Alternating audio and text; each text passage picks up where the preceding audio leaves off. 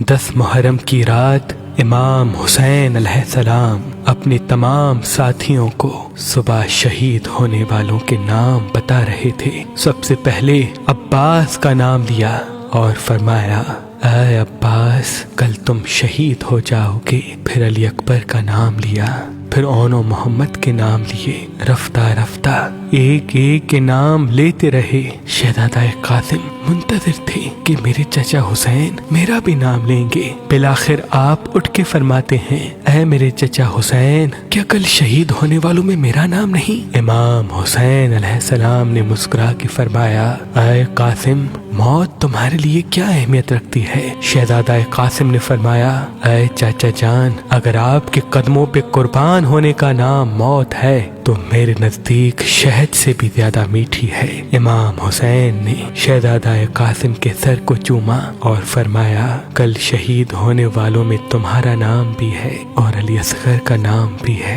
شہزادہ قاسم تڑپ اٹھے اور فرمانے لگے، اے میرے چچا، کیا یہ ظالم خیام کے اندر آ جائیں گے؟ امام حسین اپنی آنکھیں نم کر کے فرماتے ہیں، اے قاسم، میں خود فوج اشقیا کے پاس اصغر کو پانی پلانے کے لیے لے کے جاؤں گا اور وہاں یہ ظالم تیر مار کے شہید کریں گے۔ بس رات ڈھلتی ہے، 10 محرم کا سورج طلوع ہوتا ہے۔ ہر ایک شہید امام حسین کے قدموں پہ قربان ہو رہا تھا۔ بی بی ام فروا دیکھے کہ اس کا بیٹا قاسم اپنے سر پہ ہاتھ رکھ کے زور زور سے رو رہا ہے۔ بی بی ام فروا قریب گئی، اپنے بیٹے قاسم سے فرمایا، اے میرے شہزادے، رو کیوں رہے ہو؟ شہزادہ قاسم فرماتے ہیں، اے میری ماں، صبح سے لے کے اب تک جب بھی میں چچا حسین کے پاس جاتا ہوں کہ مجھے میدان میں جانے کی اجازت دیں، آپ فرماتے ہیں، قاسم ٹھہر جاؤ، رک جاؤ۔ اے میری ماں، آپ چچا حسین سے کہیں کہ مجھے میدان میں جانے کی اجازت دیں۔ بس جیسے ہی شہزادے نے یہ فرمایا،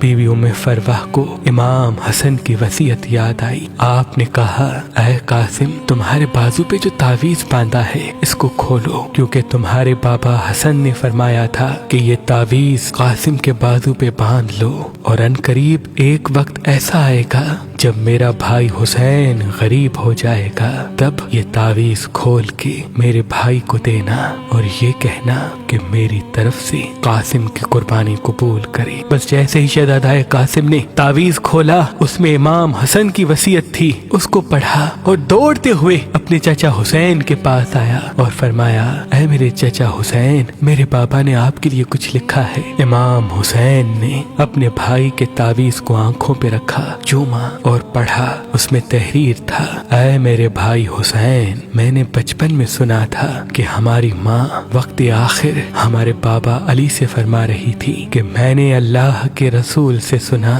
کہ ہمارا بچہ حسین 3 دن کا بھوکا پیاسا کر کے کربلا کے میدان میں شہید کیا جائے گا۔ اس وقت نہ اللہ کے رسول ہوں گے، نہ میں فاطمہ، نہ علی تم، نہ حسن ہوگا۔ میرا غریب حسین بے دردی سے قتل کیا جائے گا۔ تب سے میں دعا مانگتا تھا کہ اللہ مجھے بیٹا دے جو میں کربلا کے لیے رکھوں، تاکہ وہ میرے بھائی حسین کے قدموں پہ قربان ہو۔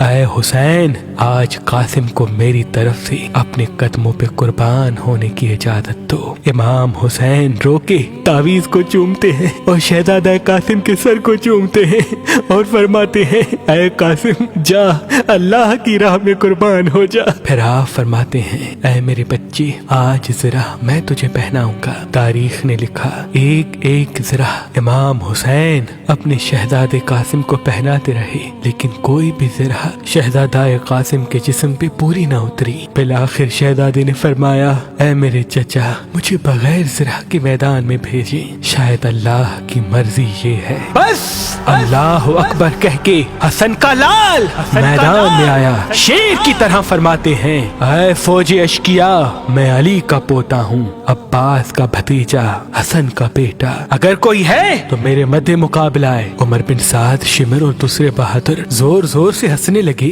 کہ یہ 13 سالہ بچہ ہمیں للکار رہا ہے۔ یزید کی فوج میں ازرق نام سے ایک بہادر تھا جو ہزاروں کے لشکر سے اکیلا لڑتا تھا۔ عمر بن سعد نے کہا، جا قاسم کا سر قلم کر کے آ۔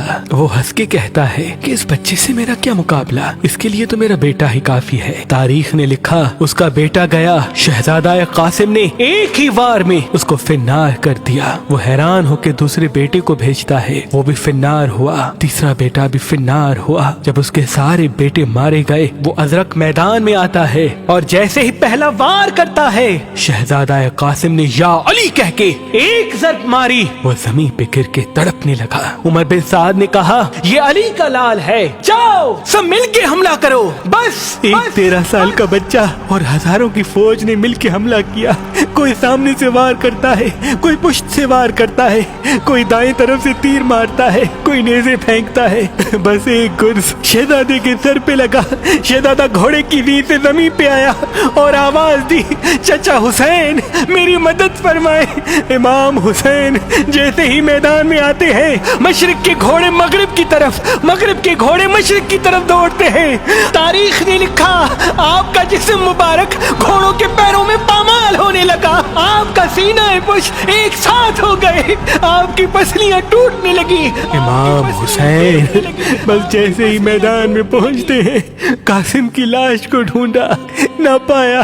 बस देखा कहीं कासिम का हाथ है तो कहीं कासिम के बाजू, कहीं कासिम के पैर है तो कहीं कासिम का सर। अपनी अबा में अपने भाई हसन की निशानी को चुनते हैं, बस जैसे एक बागबान फूल चुनता है, ऐसे इमाम हुसैन ने शहजादा कासिम की लाश को करबला की जमीन से चुना, गठड़ी बांधी और खैमों की तरफ बढ़ने लगे। और वहाँ बीबी उम्मे फरवा खैमे में मुंतजिर थी कि अनकरीब मेरे बेटे की लाश खैमे में आएगी। जैसे ही इमाम हुसैन आए, बीबी उम्मे फरवा ने पूछा, ऐ मेरे भाई मेरे बच्चे की लाश कहाँ है? इमाम हुसैन ने गठड़ी को बीबी उम्मे फरवा के सामने रखा और खोला। बीबी सर को पीट के कहती है, ऐ मेरे गरीब कासिम तूने अपनी माँ का हक अदा कर दिया, मुझे बीबी फातिमा के सामने सुरखरू कर दिया। बस उस लाश के टुकड़ों को बीबी हाथ लगाती है और शहजादा कासिम के जिस्म पे जो कुर्ता पहना था उसको टुकड़ों से अलग करके अपने पास रखती है। इमाम हुसैन पूछते हैं, ऐ बीबी ये क्या कर रही हैं? बीबी उम्मे फरवा रो के कहती है, ऐ हुसैन अब जब मैं मदीने जाऊंगी तो हसन की कब्र पे ये कुर्ता रखूंगी और कहूंगी कि ऐ मेरे आका हसन, आपके लाल कासिम ने किस तरह से आपकी वसीयत पे अमल किया है। सलाम हो शहजादा कासिम पर, सलाम हो बीबी उम्मे फरवा पर, सलाम हो करबला के तमाम शहीदों पर।